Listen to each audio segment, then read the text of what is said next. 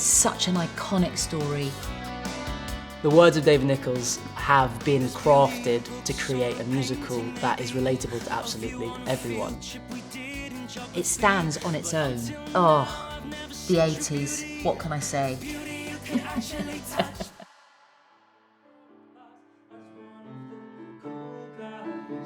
Brian Jackson grows up in Southend, Essex, heads to Bristol University, which is the opposite of what he's used to, finds his way onto the university challenge team, and things go right and things go wrong. It's not an entirely autobiographical book, but it definitely was an attempt to kind of capture some of the feelings and dilemmas I had at that age, at 19.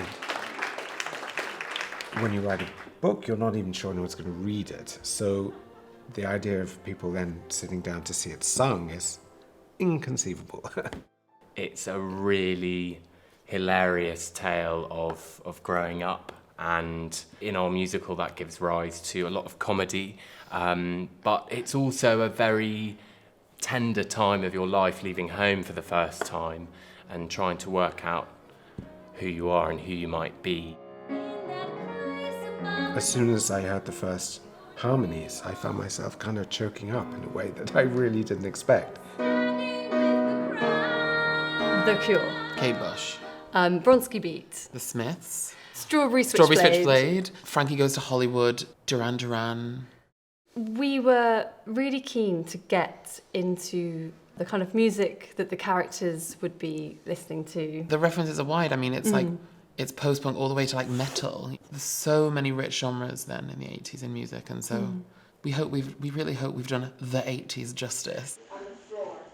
A lot of my inspiration is coming from watching footage from the 80s, from pop stars, from post-punk era. It's really, really lovely watching everyone moving around the stage. We have a wonderful set design. We're trying to use kind of all aspects of it. So there's a lot of momentum in the numbers.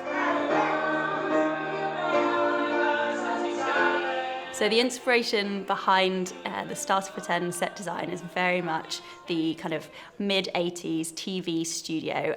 We're having a lot of fun doing the costumes. Ultimately, we're looking at big sort of 80s shapes, silly shoulder pads, wide lapels, silly haircuts, perms. 3 years in a row, we haven't won in a while, have we? Let's crack on with the test. This musical spoke to me mostly because it was a new British musical. It's not often, I think, in musicals you get the chance to do something that feels close to home. Something special about you, Bright. You can't turn down Bamber Gascoigne. If Mr. Gascoigne calls, you answer. It's vibrant, it's charming, and it's fun. This is the first time this story has ever been put on stage, and all these characters now have songs, and it's really special to be a part of that process, you know, creating something from the ground up.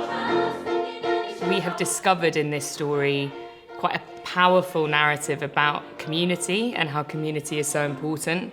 And it's heartfelt. It's a proper story, really carefully told. It's just been such an amazing piece to be part of, and really I just can't wait for people to see it.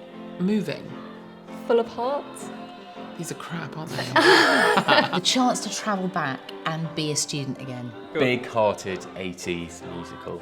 Any chance to go to the 80s is pretty fun. The kids have gone. She's coming to Bristol for 5 weeks. Boom.